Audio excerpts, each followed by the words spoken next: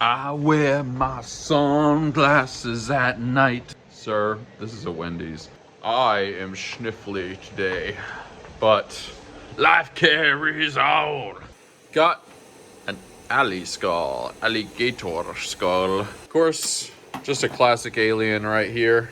Very cool. Now here's something that's a bit of a failed experiment. This, this is a Q-tip holder. Paint this green, and then they get to choose this color. But the whole point is, once it's painted up, if you put the Q-tips in it, looks like one of those fuzzy, weird cacti. And I just thought this was going to be a real big deal. I think I printed the wrong one, actually. Maybe I'll just glue it really good. I had to experiment with the whole size there for a bit. Anyway, it's been so long since I sold one of these. If I just glue it in place, it'll be fine. But yeah, that one didn't work out, really. We are printing a custom color Triceratops. We got one of the feet done. I'm gonna print the other foot at some point here. It's gonna be like a white to silver fade. I don't know why they want that particular combination, but we're gonna take pictures of it and make it a new product. We're printing the first milkshake. These people actually messaged me and said they're on a bit of a time crunch or something. They technically ordered with enough time for it to get there, but it's gonna be real close. So we're just gonna we're gonna hustle real hard on this. Now, super annoyingly, yesterday, this thing tangled up, which is crazy because I'm the one who spools these. Like, look at those lines. Those spool lines, with the exception of the stuff that just messed up, looks fine. So there's no reason to think this would tangle up, which I wouldn't put a roll that's gonna tangle up right at the end of a print. So that's just super annoying. Like, I have no idea why. I've been doing this for 4 freaking years. I have no idea why stuff like this happens sometimes, because it's spooled fine. Oh yeah, Einstein's in the corner there. Yep. Oh yeah, and over here in the secret garden, we've got the TV mount, which appears to be being fine. We might end up needing more filament on that, but I think it'll be okay. We're trying to get all the TV mounts done. Main point of concern today is the milkshake. Like I said, they ordered with just enough time for it to get there. I don't know if it's an event or what. Maybe they're setting up some new place or something. I don't know. I'll probably talk to them today, but it's like, man, it'll be fine if the carrier does it perfectly, but we're just gonna try and maybe I'll print it slightly faster or something. I don't know. Like, business people of the world, please just allow some wiggle room when you order stuff like this, because things happen. That's all I'm saying. Everything squared away. It is coffee time. You know, as somebody that lived for a long time in the north and has lived in the south for a long time at this point, being cold in the south, especially Texas, just hits different. Like, if you live in Indiana or Pennsylvania or something like that, you just know it's going to be cold at some point. You're ready for it, and it's not a shock.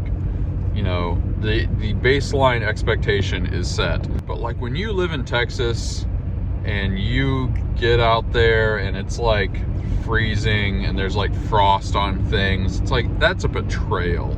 Maybe the number isn't as low, the temperature number isn't as low, but the expectation is much more violated. Getting some gas. Man, I am really glad I don't have that job they have in Oregon where a guy pumps your gas. It would suck on days like this, let me tell you. I don't know what got me thinking about this. Actually, yes I do.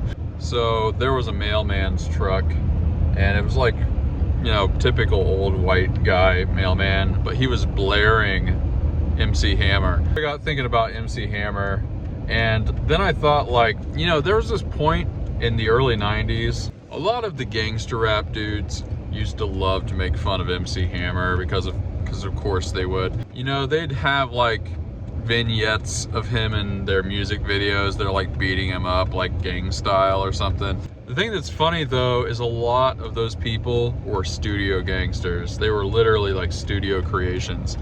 To some degree, Tupac kind of was that. I mean, I'm not really talking smack about him or anything, but there are videos of Tupac and he was like in ballet and stuff. But anyway, the thing that's ironic about it is I believe MC Hammer did have gang connections. If memory serves, he wasn't in a gang, but he was very, very associated with gangs, and there was like some shady stuff going on sometimes. So like all these gangster type people were like making fun of him for not being gangster when he actually was legit. He was too legit. He was too legit to quit. So there are $2 stores. This one's got the stuff. You guys will see these later. She was dunking, caught in the middle. Dunk in the middle with you. 'Cause I don't know what you're drinking tonight.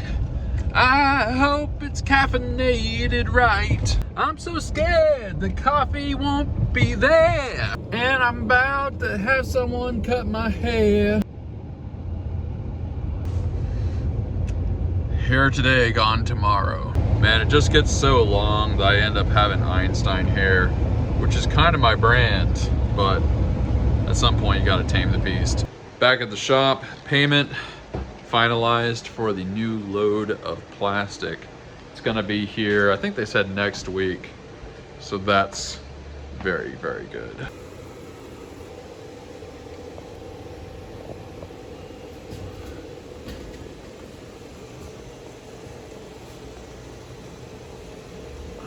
Today, the giveaway is of the deep sea Monstrosity. So if you want the deep sea Monstrosity, which we're about to take pictures with, just message me, first link in the description, and I will send it to you. That is a beautiful boy right there. The things we do for science.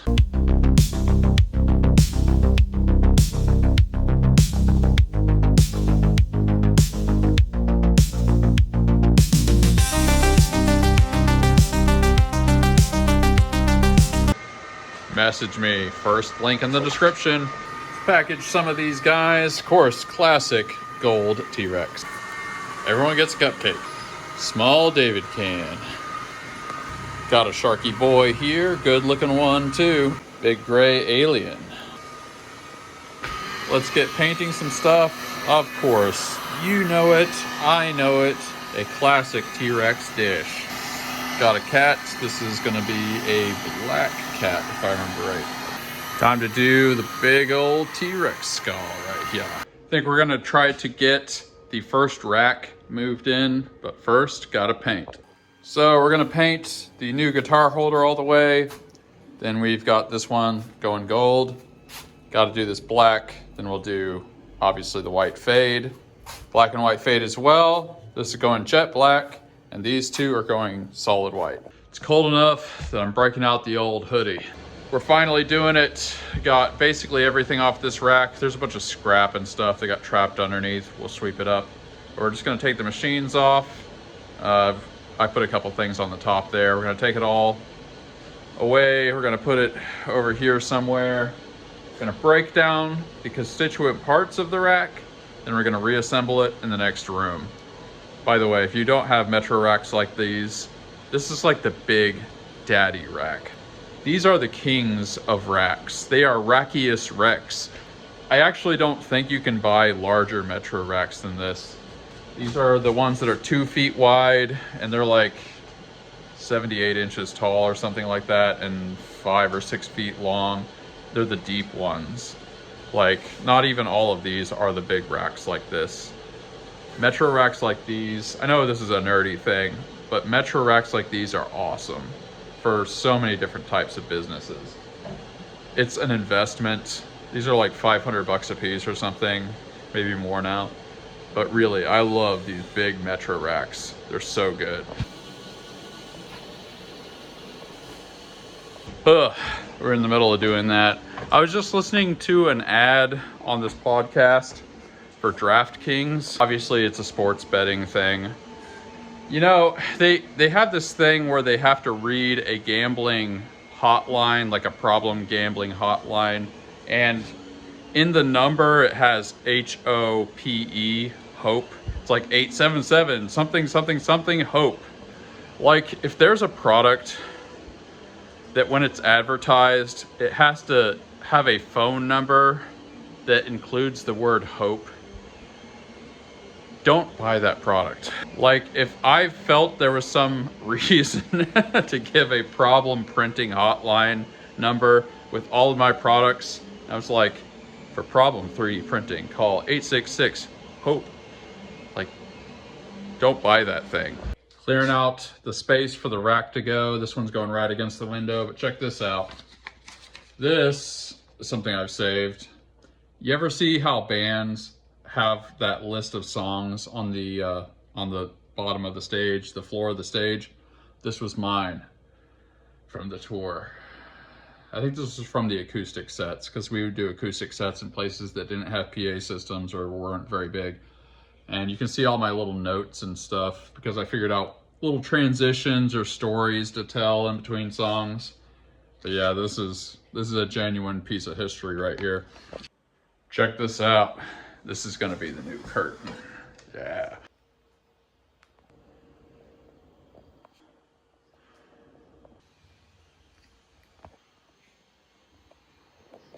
First rack, racked. Get racked. It's super late, so that's probably good enough for today. But at least we made a little progress. Just a few of these to go. Not even that big a deal. Well, it does feel good to be making progress. Getting the first rack moved is a nice feeling. I guess I'm also grateful today to get a haircut. I actually cut it like a little shorter than I was kind of wanting, but that's more for your money, right? It's a good day, got a bunch of stuff done. Also, remember, we're doing the giveaway for the big sea creature monstrosity deep sea thing. So message me, first link in the description. Responding to the previous episode. On Discord, Mike says, I'm with you on the CR10s. Good boy. I owned many over the past 5 to 6 years, real workhorses, down to one now as I've moved to Core XY. Yeah, if nothing else, the CR10s, it's a good starting point. But there's probably a lot of newer stuff, and I'm not the expert on what beginners should do, I guess. But I like them. On YouTube, Boosta75 says, thanks for the shout out, M3, rock on buddy. I love your content. Thank you, brother. Illumistration says, that's your tip for the day. Is exactly what they say after giving you 0% and then explaining how to do your job better. I don't know if that ever specifically happened to me. There were a lot of, I shouldn't say a lot, but if you work for tips for long enough, you're gonna have a portfolio of salty customer memories at some point. I don't think anybody ever said that, but there were a few that were like pretty close to that. True story, I don't know. I guess this is something I probably never would have thought of again in my life if somebody hadn't just said that. But I was delivering to this swim meet in Austin, Texas when I was working for Jimmy John's. And like, you have to understand these moms, like these swim moms, it's exactly like the movies. You know, they're one step below Olympian moms. You know, like those pushy moms that made their kids skate on ice since they were 5 years old and made them do that for 8 hours a day, every single day for their whole lives. Like, that's what this lady was like. And so I want to say we were like 2 minutes late. And this is Jimmy John's. Like, from the time you hang up to the time the stuff goes out, it's like, it actually shows up there, it's like 10 minutes or something.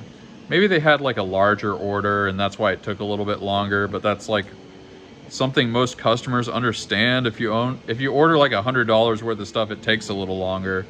Newsflash. Anyway, I delivered to this lady and she seems like not in a good mood, but it's a competition, so I'm like, whatever. I get back and this lady, after I dropped the stuff off, called the store and was like, I wish I could remember the full comment. But it ended with, and that's when his tip went bye-bye. Like, she actually said that. Like, something I did, I guess it was probably me showing up later than she thought. I'm sure we gave her an estimate. Anyway, I'm overthinking it. But she said, and that's when his tip went bye-bye. Like, I was 3 years old. It's one of the most insulting things. Like, you just have to hear, well, I wasn't there to hear it, but they told me about it. You just have to be there. Like, it was so insulting. It's one of those things I can describe it literally, but to actually be there and like see the person and the environment and like how hard it was to like, I had to carry it up all these stairs and stuff. It was huge. It was a big like swim complex. Anyway, if you've ever worked for tips, you have a story like that, I guarantee you. And that's not even like even close to the worst one. But there's just something about like, that's when his tip went bye-bye. Like, she was just telling this story. It was like a bad Yelp review or something. I don't know why the bad experiences. Like, I once delivered at that Jimmy John's, I once delivered a $1,300 order, which is sandwiches that are enough to fill up a Honda Civic, because that's what I was driving. And I could barely get the whole order in the entire car. I mean, it was literally like I was driving with stuff right next to me. And like, I got a $180 tip on that. I had tons of, like, the customers loved me. It's just those one people that just sticks in your mind. It's the proverbial thorn in the flesh. Like, I just can't ever totally forget it. I can't even read comments now. That's when your tip went bye-bye. Well, I wish I never would have remembered that. Sometimes I just think about those people and I think, well, that was like years ago. What are they like now? Like, a person like that can't have a good life. Like, what is it like to be just a dick like that? Just an absolute friggin' dick. Like, you're just not a happy person. I can't imagine calling up, especially like nothing crazy happened. It was just like a $100 order that shows up slightly longer than a $10 order would. We were really fast. This is Jimmy John's. It was a well-run store. It was not a problem at all, really. And it's not even like she wasn't there or something. She was. It just took slightly longer. I don't know why I'm thinking about this, but it's all flooding back.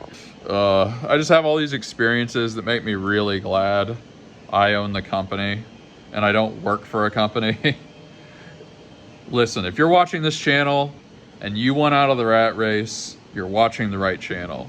Because I was in the friggin' rat race. I really was. And like, I still, there's pain in the ass customers and stuff. There are, like, I've probably gotten like 100 bad reviews.